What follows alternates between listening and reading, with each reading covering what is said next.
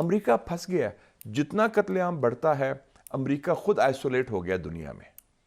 सिर्फ इजराइल का एक साथी है ग्लोबल साउथ का, वो कौन है? हिंदुस्तान, जो बिल्कुल शाना बिशाना इजराइल के साथ खड़ा है इस्लाम दुश्मनी में। इंडियन नेवी का यहां पर यह भी मकसद हो सकता है कि अरेबियन सी में अपने मसल्स को फ्लेक्स किया जाए, और ऑब्वियसली भारत जो कोई भी मौका नहीं जाने देता पाकिस्तान को टारगेट करने का, तो यहां किया जाए। अमेरिका इस रीजन में भारत को चाइना के अगेंस्ट मजबूत करना चाहता है, लेकिन इंडिया उसी पावर को इस्तेमाल करना चाहता है। पाकिस्तान सख्त नुकसान पहुंचा और वो अपनी जान बचा के तबाही का बास ना बन जाए, या पूरे रीजन के लिए, खित्ते के लिए तबाही का बास ना बन जाए सकता है।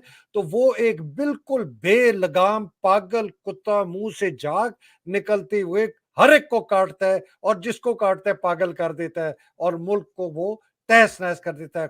तोड़वा दिया आधा मुल्क के कतर में, अब भी उसको। उस मिलिट्री के जर्नैल ने, बिपिन रावत ने, ये नहीं किया कि उस बेचारे सिपाही जो है उसको निकाल दो अगले दिन, बल्कि उसकी तारीफ की कि I am extremely proud of my military, और उसके जवान जो हैं कि वो बिला वजह किसी के इन्फ्लुएंस में आके कोई नहीं करते। सर अब आप देखें ना कि ये करेज और ये चीज आप कैसे इनकलकेट करें। और दूसरा साथ ही साथ में ये भी कहा गया कि उन्होंने कहा कि हम अपने दोस्तों को एश्योरेंसेस देते हैं कि इंडिया की जो नेवी है वो कैपेबल है और रेडी है सपोर्ट करने के लिए जो हमारे कलेक्टिव।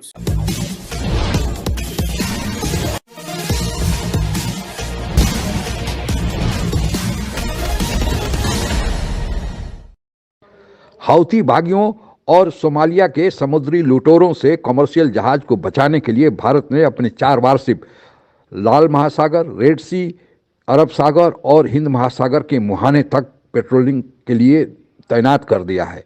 लेकिन पाकिस्तान को यह बात कैसे हजम होती, और उसने भी अपना एक वारशिप उतार दिया। लेकिन जैसे ही भारत के वारशिप के सामने पाकिस्तानी वारशिप आया, वह भाग खड़ा हुआ। उसे डर हो गया कि कहीं भारतीय वारशिप उस पर हमला न कर दे। आगे की कहानी सुनते हैं। तो इसलिए पाकिस्तान नेवी मैदान में आ गई है, और उधर से इंडियन नेवी भी अपनी वॉरशिप्स लेकर आ गई है। इंडियन नेवी का यहां पर यह भी मकसद हो सकता है कि अरेबियन सी में अपने मसल्स को फ्लेक्स किया जाए, और ऑब्वियसली भारत जो कोई भी मौका नहीं जाने देता पाकिस्तान को टारगेट करने का। और दूसरी, इंडियन नेवी की जो प्रेजेंस है वो अब अरेबियन सी में थोड़ा खुलकर आना चाहते हैं। और इस वीडियो में हमने डिस्कस किया था कि लॉन्ग टर्म जो गेम है इस पूरे रीजन में, यहाँ पर इंडिया को मजबूत करना चाहता है अमेरिका। अमेरिका चाहता है कि ये इंडियन ओशियन रीजन में इंडिया मजबूत हो, ताकि फ्यूचर में अगर चाइना को इन्होंने हिट करना है तो इंडिया के पास प्रॉपर इक्विपमेंट हो। इसलिए अमेरिका बहुत ज़्यादा इंडियन नेवी को सपोर्ट करता है। और दूसरी तरफ पाकिस्तान नेवी ज़्यादा मदद लेती है चाइना से। पाकिस्तान नेवी अब शिप्स और फ्रिगेट्स हासिल कर रही है चाइना से। तो यहाँ पर आप देख सकते हैं कि पाकिस्तान, चाइना और इंडिया और अमेरिका इंडियन ओशियन में इनके एक ही मकासद हैं, तकरीबन एक मकासद। क्योंकि फ्यूचर में ये अगर चाइना को इन्होंने टारगेट करना है तो बहुत ज़रूरी है कि इंडियन नेवी मजबूत हो। और इंडियन नेवी अगर स्ट्रेंथन होती है तो वो उस बहाने पाकिस्तान पर भी हमले कर सकती है। सबमरीन का पकड़ना जो है वो सबसे मुश्किल तरीन काम है, और ये एक वजह मैं एक्सप्लेन करता चलूँ कि सबमरीन को पकड़ना इतना मुश्किल काम है कि पूरी दुनिया में जो एटमी जंग रुकी हुई है, जिसको कि न्यूक्लियर डेटरेंस कहते हैं, कि जी दोनों तरफ से जो है ना अश्योर्ड डिस्ट्रक्शन हो जाएगी, वो बुनियादी तौर पर सबमरीन के लिए, क्योंकि सबमरीन को कहा जाता है कि ये अश्योर्ड सेकंड स्ट्राइक कैपेबिलिटी है। क्योंकि सबमरीन समंदर में छुपी होती है, तो सबमरीन को डिटेक्ट करना इतना मुश्किल है कि दूसरे लोग उसका सोच भी नहीं सकते कि वो न्यूक्लियर वेपन इस्तेमाल करें, कि वरना फिर उनकी सबमरीन ये अटैक कर देगी। तो सबमरीन को डिटेक्ट करना नेवल वॉरफेयर में मुश्किल तरीन काम है, और जब एक दफा डिटेक्ट हो जाए, आप देखें कि उसमें फिर अगेन इंडिया की तरफ हम देखेंगे, उनके जो प्रीवियस जनरल थे बिपिन रावत साहब, अगर आपको पता हो कि रात को एक दफा अपनी बहन से मिलने के लिए जा रहे थे, तो वो चूंकि सारा कैंट का एरिया था, तो जिस जगह उन्होंने जाना था उनको रोक लिया एक सिपाही ने। इंडियन मिलिट्री का जनरल, उसको रोक लिया सिपाही ने। उन्होंने कहा सर आप कौन है, रात के इतने वक्त हम आपको कैंट के अंदर जाने की इजाजत नहीं दे सकते। ये दूसरी जगह पे थे जहां पे जनरल्स रहते हैं, ये उधर थे, उधर से ये जा रहे थे अपने। उन्होंने कहा कि भाई मैं इंडियन मिलिट्री का जनरल हूं, आई एम बिपिन रावत। उसने कहा सर मुझे नहीं पता, आप मुझे अपना कार्ड दिखाएं, आप मुझे अपनी आईडी दिखाएं। आप कमाल आप सोच सकते हैं कि कमाल। बड़े मुल्क का जो सिपा सालार है उसको एक सिपाही कह रहा है सर मैं आपको अंदर जाने नहीं दे सकता, आप अपना मुझे आईडी दिखाएं। उसने फिर वो आईडी अपना निकाल के दिखाया, उसने फिर उसको सलूट मारा, उसने कहा सर प्लीज आप अंदर जाएं। नेक्स्ट डे उस मिलिट्री के जर्नैल ने, बिपिन रावत ने, ये नहीं किया कि उस बेचारे सिपाही जो है उसको निकाल दो, अगले दिन बल्कि उसकी तारीफ की कि I am extremely proud of my military, और उसके जवान जो हैं कि वो बिला वजह किसी के इन्फ्लुएंस में आके कोई नहीं करते सर।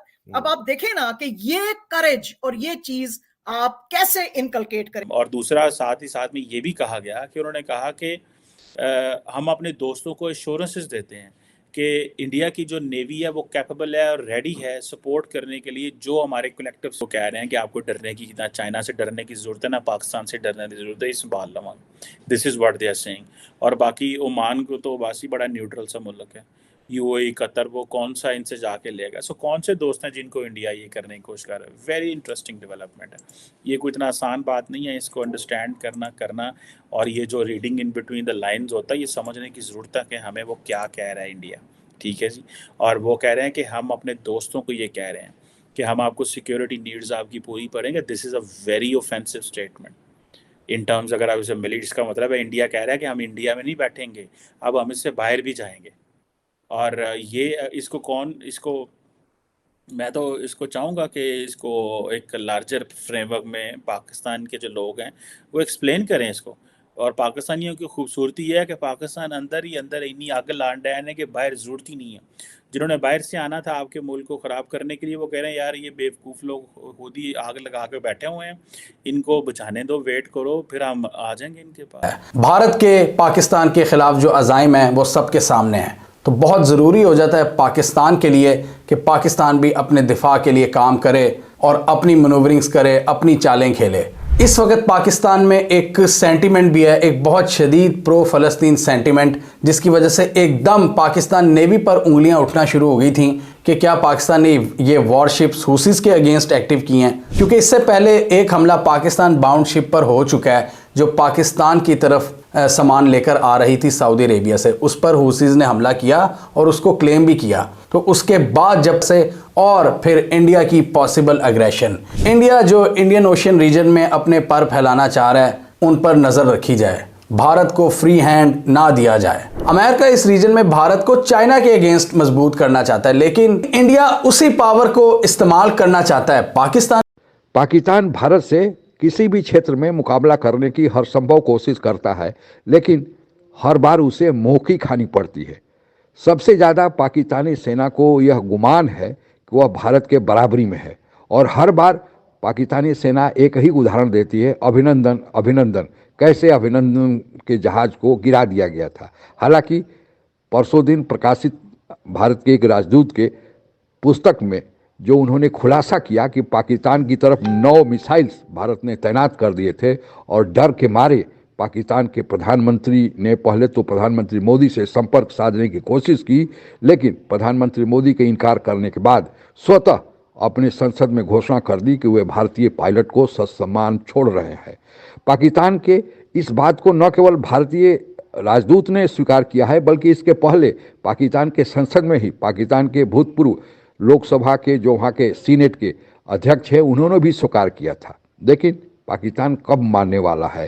पाकिस्तान चीनी निर्मित सामानों पर ही इतराते रहता है, और उसे पता नहीं कि चीन उन्हें वही सामान देता है जिसकी उपयोगिता चीन में नहीं रह जाती है।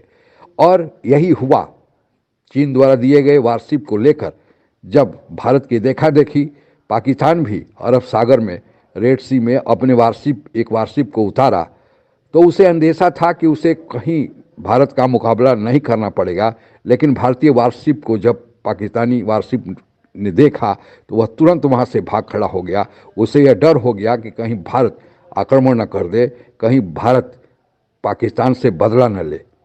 डर हमेशा पाकिस्तान को बना रहता है, और ऐसा मनोवैज्ञानिक डर पाकिस्तान को बना रहे, दुश्मन के मन में डर बना रहे, तो यह अच्छे तैयारी की निशानी है। आज के लिए बस इतना ही। जय हिंद। आप अगर हमसे जुड़ा रहना चाहते हैं तो कृपया मेरे चैनल को सब्सक्राइब करें तथा बेल आइकन भी दबा दें, ताकि नई वीडियो की जानकारी तुरंत आप तक पहुंच जाए। धन्यवाद। जय हिंद।